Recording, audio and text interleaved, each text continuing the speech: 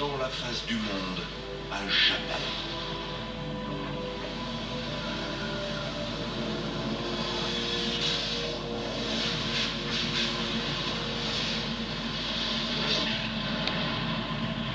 Notre civilisation a assisté à son propre anéantissement. L'espèce humaine a-t-elle une chance de survivre?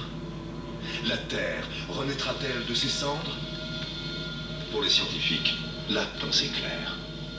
La première collision est survenue dans un monde essentiellement tropical.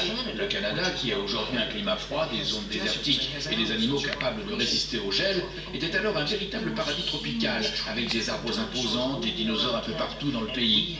Les réserves de pétrole considérables que nous avons en témoignent. Aujourd'hui, nous avons des milieux bien plus divers.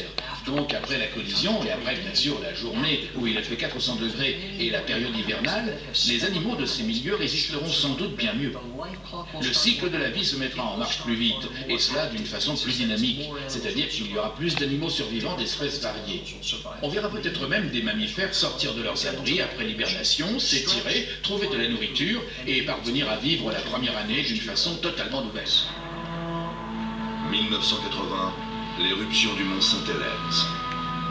Le sommet entier s'écroule. Toute vie semble avoir disparu à jamais dans la région.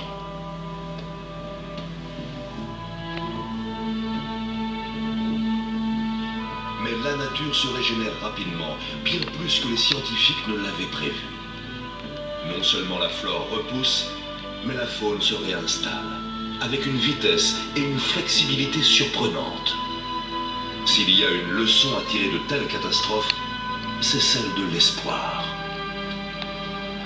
Si les scientifiques ignorent eux-mêmes avec précision comment la vie évoluerait dans une telle situation, une chose est sûre, le cycle de la vie reprend.